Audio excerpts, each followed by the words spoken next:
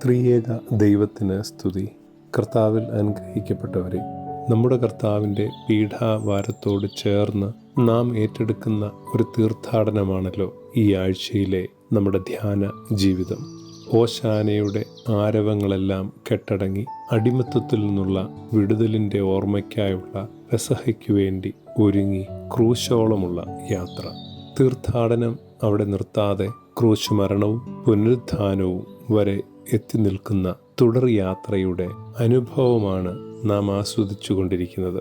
പീഠാനുഭവത്തിലൂടെ ക്രിസ്തുവിനെ അനുധാവനം ചെയ്യുമ്പോൾ നമുക്ക് ഇതുവരെ കാണാത്ത ചില കാഴ്ചകൾ കണ്ടു മാത്രമേ യാത്ര ചെയ്യുവാൻ സാധിക്കുകയുള്ളൂ. ആരവങ്ങളുടെയും ആൾക്കൂട്ടങ്ങളുടെയും ഒക്കെ സംഭവ ബഹുലമായ 3.5 വർഷക്കാലത്തിന് ശേഷവും ആളും ആരവവും യേശുവിനോട് കൂടെ തന്നെ പിന്തുടരുകയാണ്. എന്നാൽ പീഡാവാരത്തിലെ ആൾക്കൂട്ടം അവനെ ക്രൂശിക്ക എന്നാക്രോശിക്കുന്ന ഒരു ആൾക്കൂട്ടമായി മാറുകയാണ്. യഹൂദ മതത്തിൻ്റെ സംഘാലയ പ്രമാണിമാരും പള്ളി പ്രമാണിമാരും ഒത്തുകൂടുന്ന ഈ ആൾക്കൂട്ടം യേശുവിനെ അവരോടുകൂടെ അവൻ്റെ മരണത്തിൽ പോലും ചേർക്കുവാൻ ആഗ്രഹിക്കാത്തവരാണ്. എന്തിനേറെ പറയുന്നു, ക്രിസ്തു പോലും തൻ്റെ മരണവും കബറടക്കവും പുനരുത്ഥാനവുമൊക്കെ തന്നെ വിശ്വസിക്കാത്ത ഈ ആൾക്കൂട്ടത്തിന് പുറത്തു നിൽക്കുവാനുള്ള വെമ്പലാണ് സുവിശേഷങ്ങളിലൂടെ നാം കാണുന്നത്.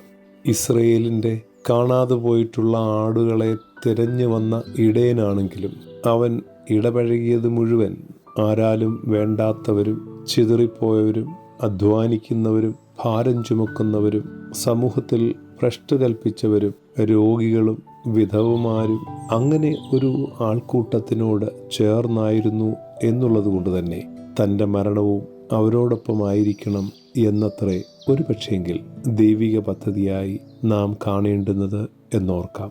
പൗലോസ് അപ്പോസ്തലൻ എബ്രായർക്കെഴുതിയ ലേഖനം 13-ാം അധ്യായത്തിൻ്റെ 12-ാം വാക്യത്തിൽ ആയതിനാൽ ഇപ്രകാരം രേഖപ്പെടുത്തിയിരിക്കുന്നു: ആകയാൽ യേശുവും തൻ്റെ രക്തത്താൽ തൻ്റെ ജനത്തെ വിശുദ്ധീകരിപ്പാൻ വേണ്ടി നഗരത്തിന് വെളിയിൽ വെച്ച് പീഡ അനുഭവിച്ചു. ആകയാൽ നാമും തൻ്റെ നിന്ദ വഹിച്ചുകൊണ്ട് പാളയത്തിന് വെളിയിൽ തൻ്റെ അടുക്കിലേക്ക് പുറപ്പെടണം. അനുഗ്രഹിക്കപ്പെട്ടവരെ, പാളയത്തിന് പുറത്ത് നഷ്ടപ്പെട്ടു പോയ ജനത്തോട് ചേർന്ന് അവൻ ക്രൂശിക്കപ്പെട്ടു എന്ന ദർശനമാണ് പൗലോസ് മുമ്പോട്ട് വെക്കുന്നത്. പാളയത്തിന് പുറത്തുള്ളവർക്ക് ക്രിസ്തുവിനെ അനുഭവിക്കുവാനുള്ള സാഹചര്യങ്ങളെയാണ് നാം ഇവിടെ കാണുന്നത്. ദൈവം സഞ്ചരിക്കുന്നത് എല്ലാവരാലും തള്ളപ്പെട്ടവരോടുകൂടെയാണ്, നഷ്ടപ്പെട്ടവരോടുകൂടെയാണ്. ആരുമില്ല എന്ന് കരുതുന്നവർക്ക് ആശ്വാസമേകുവാനായിട്ടാണ് അവൻ കടന്നു വന്നത്. ഒക്കെയും വേദനപ്പെട്ടവർക്ക് ആശ്വാസമായി തീരുവാനായിട്ടാണ്. പാളയത്തിനുള്ളിൽ ആരവങ്ങളും ആഘോഷങ്ങളും ആചാരങ്ങളുടെയും അനുഷ്ഠാനങ്ങളുടെയും ഒരുപിടി ശബ്ദ കോലാഹലങ്ങളായി മാത്രം മാറുമ്പോൾ പാളയത്തിന് പുറത്ത് ദൈവിക സാന്നിധ്യം കണ്ടെത്തുവാനുള്ള ഒരു തീർത്ഥാടനമായി ഈ പീഠാനുഭവം നമുക്കൊരുക്കാം. പഴയ നിയമത്തിൽ പുറപ്പാട് പുസ്തകം 33-ാം അധ്യായത്തിൻ്റെ 7-ാം വാക്യം ഇങ്ങനെ രേഖപ്പെടുത്തിയിട്ടുണ്ട്: മോശ കൂടാരമെടുത്ത് പാളയത്തിന് പുറത്ത് പാളയത്തിൽ നിന്ന് അകലെ അടിച്ചു, അതിന് സമാഗമന കൂടാരം എന്ന് പേരിട്ടു. കർത്താവിനെ അന്വേഷിക്കുന്നവനെല്ലാം പാളയത്തിന് പുറത്തുള്ള സമാഗമന കൂടാരത്തിങ്കിലേക്ക് ചെല്ലും.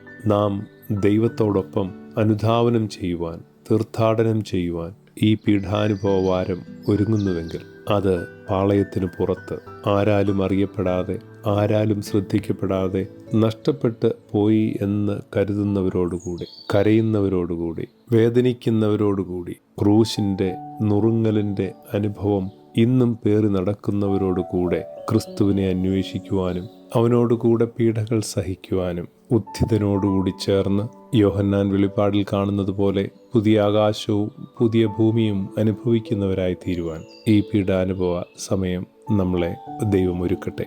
ഉത്ഥിതനായ ദൈവത്തെ പാളയത്തിന് പുറത്തുള്ളവരോടുകൂടി കണ്ടുമുട്ടുവാൻ നമുക്കും നമ്മെ തന്നെ ഒരുക്കാം. ദൈവം നമ്മെ അനുഗ്രഹിക്കട്ടെ.